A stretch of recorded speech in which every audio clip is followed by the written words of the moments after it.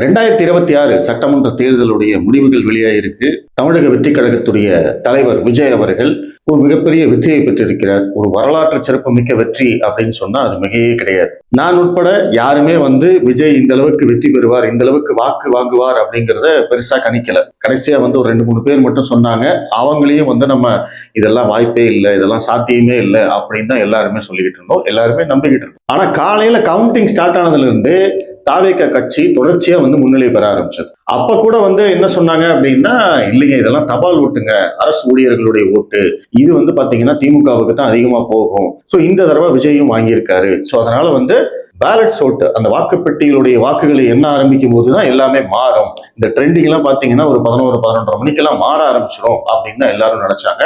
ஆனா காலையில 8 மணியிலிருந்து இப்ப வரைக்கும் விஜய் கட்சி தொடர்ச்சியாக முன்னிலை பெற்றிருக்கிறார்கள். 2வது இடத்துக்கு 3வது இடத்துக்கும் தான் இப்ப போட்டி நடந்துட்டு இருக்கே தவிர, யார் எதிர்கட்சியாக வரப்போகிறார் அப்படிங்கிறதுக்கு தான் இப்ப போட்டி நடந்துட்டு இருக்கே தவிர, விஜய் கட்சி தான் ஆட்சி அமைக்க போகிறது அப்படிங்கிறதுல எந்த விதமான குழப்பமும் இல்லை. தமிழக மக்களுடைய தீர்ப்பு ரொம்ப ரொம்ப தெளிவானது. இந்த 2 திராவிட கட்சிகளுமே வேண்டாம், நம்மளுக்கு ஒரு ஆப்ஷன் இருக்கு, 3வதாக ஒரு ஆப்ஷன் கிடைச்சிருக்கு, மாற்றம் வேணும் அப்படின்னு முடிவு பண்ணி அவங்க போட்டிருக்காங்க அப்படிங்கிறதுல எந்த விதமான குழப்பமும் கிடையாது. அதற்கு ஒரு உதாரணம் சொல்லணும் அப்படின்னா, எடப்பாடி தொகுதியில தாவேகா வேட்பாளருடைய வேட்புமனு தள்ளுபடி செய்யப்பட்டது. மாற்று வேட்பாளரும் அந்த இடத்துல இல்ல. அதனால விஜய் கட்சி என்ன பண்ணாங்க, தாவேகா என்ன பண்ணாங்கன்னா, அங்க நின்ன ஒரு சுயேட்சை வேட்பாளரை அவர்கள் ஆதரித்தார்கள். அந்த சுயேட்சை வேட்பாளர் இன்னைக்கு அந்த தொகுதியில 2ஆம் இடம் பிடித்திருக்கிறார். அப்படின்னா எந்த அளவுக்கு விஜய்க்குத்தான் ஓட்டு போட வேண்டும், விஜய் தான் இந்த மண்ணை ஆள வேண்டும் அப்படிங்கிறதுல மக்கள் தீவிரமா இருந்திருக்காங்க, தெளிவா இருந்திருக்காங்க அப்படிங்கிறத இந்த ஒரு விஷயத்துல இருந்தே நீங்க புரிஞ்சுக்கலாம். விஜய் ஜெயிப்பாரு அப்படிங்கிறது யாருக்குமே நம்பிக்கை இல்லை. நானும் விஜய் கண்டிப்பா ஜெயிக்கிறதுக்கு வாய்ப்பு இல்லைங்க, அவர் 2 தொகுதி ஜெயிச்சாலே பெரிய விஷயம் தான் அப்படின்னு நானும் நிறைய இடத்துல பேசியிருக்கேன். ஆனா அதே சமயம் விஜயுடைய அரசியல் வருகையிலிருந்தே நான் தெளிவா சொல்லிட்டு இருந்த ஒரே ஒரு விஷயம் என்ன அப்படின்னா, விஜயுடைய அரசியல் வருகையை குறைத்து மதிப்பிடக்கூடாது. அவருக்கு பின்னாடி ஒரு 10 வருட உழைப்பு இருக்கு, 10 வருட திட்டமிடல் இருக்கு அப்படிங்கிறத என்னுடைய பழைய வீடியோல எல்லாம் சொல்லியிருக்கேன். அதை எடுத்து பார்த்தாலே உங்களுக்கு புரியும். அது இன்னைக்கு உண்மையா இருக்கு. இந்த அண்டர் கரண்ட் மக்களுடைய மனநிலை எப்படி இருக்கு அப்படிங்கிறத யாருமே கணிக்கல. அதற்கு மிக முக்கியமான காரணம் தமிழகத்தில் இருக்கக்கூடிய ஊடகங்கள். திமுக எதிர்ப்பு மனநிலையே இல்ல, திமுக தான் மீண்டும் ஆட்சி அமைக்க போகிறது, தாவேகாவுக்கெல்லாம் இங்க பெருசா ஒண்ணுமே இல்லை அப்படிங்கிற மாதிரியான ஒரு பிம்பத்தை, போலியான பிம்பத்தை தொடர்ச்சியாக இங்க கட்டமைத்து கொண்டே வந்தது யாரு அப்படின்னு கேட்டீங்கன்னா தமிழக மீடியா. அது அவங்க எல்லாரையும் ஏமாத்திருக்காங்க, கடைசியில அவங்களும் ஏமாந்திருக்காங்க. அந்த மீடியா கட்டமைப்பை நம்பியே இன்னைக்கு திமுக மிகப்பெரிய தோல்வியை சந்தித்திருக்கிறது. முதலமைச்சர் ஸ்டாலின் அவரே அவருடைய தொகுதியில தோத்திருக்காரு. இதை விட திமுக ஆட்சி மோசமானது அப்படிங்கிறதுக்கு வேற உதாரணமே கிடைக்காது.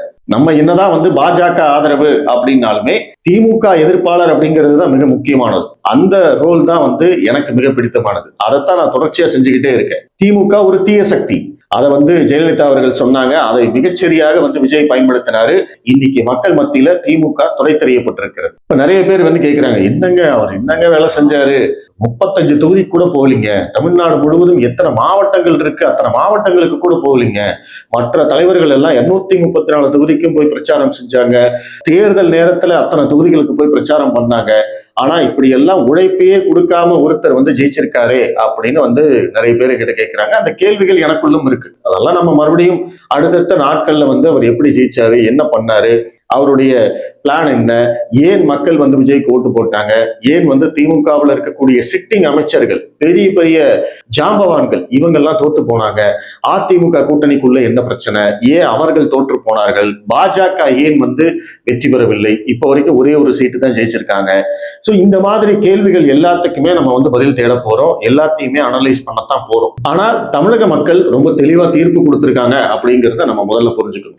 அந்த மக்களுடைய தீர்ப்பை நாம மனமோந்து ஏற்றுக்கொள்ள வேண்டும். அதைத்தான் திரு அண்ணாமலை அவர்களும் இன்னைக்கு பதிவு பண்ணியிருக்காரு. இந்த தேர்தலில் வெற்றி பெற்ற விஜய் அவர்களுக்கும் வாழ்த்து சொல்லியிருக்காரு. பிளஸ் மக்களுடைய முடிவை மனமோந்து ஏற்றுக்கொள்வதாகவும் பதிவு பண்ணியிருக்காரு. அதுதான் மிக முக்கியம்.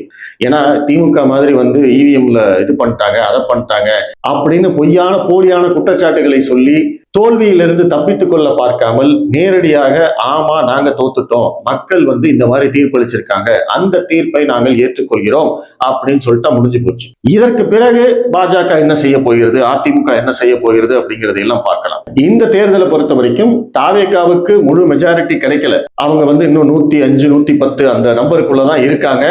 அவங்களுக்கு ஆட்சி அமைப்பதற்கே பாத்தீங்கன்னா ஒரு 10 எம்எல்ஏக்களுடைய ஆதரவு தேவைப்படுகிறது. அந்த ஆதரவு பாத்தீங்கன்னா எங்கிருந்து வேணாலும் வரலாம். திமுக கூட்டணியில் இருக்கக்கூடிய காங்கிரஸ், கம்யூனிஸ்ட், டிசிக இவர்களுடைய ஆதரவு கிடைத்தால் கண்டிப்பாக விஜயால் ஆட்சி அமைக்க முடியும். ஆனா இவங்க எல்லாம் கூட்டணி அப்படி இப்படிங்கறதெல்லாம் இனிமே தான் பேசுவாங்க. இவங்க என்ன டிமாண்ட் வைக்கிறாங்க, விஜய் என்ன ஆஃபர் பண்றாரு அப்படிங்கறத பத்தி எல்லாம் நம்ம திரும்பவும் பேசத்தான் போறோம். ஆனா விஜய் ஆட்சி அமைக்கிறார் என்பதுல எந்த மாற்றமும் கிடையாது. அதை யாரும் தடுத்து நிறுத்த போறதில்லை. விஜய் தான் தமிழகத்தின் அடுத்த முதலமைச்சர். திமுக கூட்டணியிலிருந்து இந்த கட்சிகள் எல்லாம் வெளியேறுமா, வெளியேறி அவர்கள் விஜயை ஆதரிப்பார்களா, அல்லது அதிமுக விஜய்க்கு ஆதரவளிக்குமா? ஏன்னா விஜயை பொறுத்த வரைக்கும் எதிர்கட்சி திமுகவை சமாளிப்பது அப்படிங்கிறது சாதாரண விஷயம் கிடையாது. ஏன்னா திமுக எப்பவுமே நல்ல எதிர்கட்சி, சிறப்பான எதிர்கட்சி, தரமான சம்பவங்களை செய்வாங்க, ஆட்சி செய்யவே விடமாட்டாங்க. அந்த அளவுக்கு வீரியமா செயல்படக்கூடிய ஒரு எதிர்கட்சி. அப்படிப்பட்ட ஒரு எதிர்கட்சியை சமாளிப்பதற்கு விஜய்க்கு துணையாக யார் இருக்கிறார்கள் அப்படிங்கிற ஒரு கேள்வி வரும்.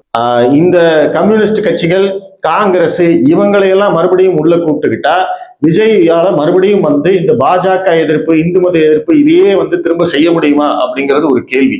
இவங்கெல்லாம் விஜய் கூட்டணிக்குள்ள வந்துட்டாங்க அப்படின்னா சிறுபான்மையினர் வாக்குகள் மேலும் விஜய் கூட்டணிக்குள்ள வரும், விஜய் கட்சி மேலும் வலுவடையும். அப்படி ஒரு ஆங்கிளும் இருக்கு. அதே சமயம் திமுக கூட்டணியில இருந்து யாரும் வராம அதிமுக வெளியில இருந்து ஆதரவு தருகிறது, அல்லது பாமக இடம் மாறிக்கிறாங்க, தாவேக்கா கூட போறாங்க அப்படின்னா இது எல்லாமே கணக்குகள் வர அடுத்தடுத்த நாட்கள்ல இதைத்தான் நம்ம பேச போறோம். விஜய் கூட யார் கூட்டணி வைக்க போறாங்க, அந்த கூட்டணி அதிகாரத்தில் பங்கா, ஆட்சியில் பங்கா?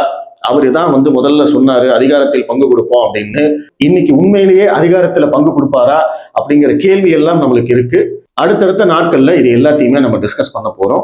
நம்மளுக்கு நிறைய வேலை இருக்கு, அதுல சந்தேகமே கிடையாது. தமிழகத்தில் பாஜக மிகப்பெரிய அளவுக்கு தோல்வி அடைந்தாலும் அவர்கள் நின்ற 33 இடங்களில், பாஜக தாமரை சின்னத்தில் நின்ற 33 இடங்களில் இதுவரை ஒரு தொகுதியில் மட்டுமே பாஜக வெற்றி பெற்றிருந்தாலும் ஒரு பாஜக தொண்டனாக மற்ற மாநிலங்களில் கிடைத்திருக்கக்கூடிய வெற்றி நம்மளுக்கு அதிக சந்தோஷத்தை தருகிறது. மிக முக்கியமாக மேற்கு வங்காளத்தை பாஜக கைப்பற்றி இருக்கிறது. இதை நம்ம ரொம்ப ரொம்ப எதிர்பார்த்துட்டு இருந்தோம். நிறைய இடத்துல சொல்லியிருக்கேன், தமிழகத்தில் வெற்றி பெறுவதை விடவும் மேற்கு வங்காளத்தில் பாஜக வெற்றி பெறுவது, மேற்கு வங்காளத்தை கைப்பற்றுவது மிக மிக அவசியமானது, இந்தியாவுக்கே நல்லது அப்படிங்கிறத நம்ம சொல்லியிருந்தோம். சோ இந்த பார்டர் ஸ்டேட் எல்லாம் தொடர்ச்சியா பாஜக ரொம்ப கான்சென்ட்ரேட் பண்ணிக்கிட்டு இருக்காங்க அப்படிங்கிறத நம்ம பார்த்தோம். சோ இந்த தேர்தலில் பாஜக மிகப்பெரிய வெற்றி பெற்றிருக்காங்க. சோ மேற்கு வங்காளத்துல மிகப்பெரிய போராட்டத்துக்கு பிறகு 79 ஆண்டுகளுக்கு பிறகு பாஜக அங்கே வெற்றி பெற்றிருக்கிறது. அவங்க ஆட்சியை பிடிச்சிருக்காங்க. பக்கத்துல அசாம்லயும் மிகப்பெரிய வெற்றி, கிட்டத்தட்ட 100 சீட்டு ஜெயிச்சு அவங்க ஜெயிச்சிருக்காங்க. புதுச்சேரியிலையும் பாஜக கூட்டணி ஆட்சியை தக்க வைத்திருக்கிறது. கேரளத்துல காங்கிரஸ் கூட்டணி ஆட்சியை பிடித்திருக்கிறது. சோ இதுதான் மற்ற மாநில தேர்தல் முடிவுகள்.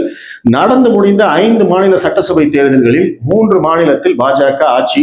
தமிழகத்தை விஜய் கைப்பற்றி இருக்கிறார், கேரளத்தை காங்கிரஸ் கைப்பற்றி இருக்கிறது. தமிழகத்தை பொறுத்த வரைக்கும் அடுத்தடுத்த நாட்கள்ல என்னவெல்லாம் நடக்கும் அப்படிங்கிறத நம்ம தொடர்ச்சியா பேசுவோம். வெற்றி பெற்ற விஜய் அவர்களுக்கு வாழ்த்துக்கள். விஜய் ரசிகர்களுக்கும் விஜய் தொண்டர்களுக்கும் நம்மளுடைய வாழ்த்துக்கள். இனிமே தான் உங்களுக்கு பொறுப்பு அதிகரிச்சிருக்கு.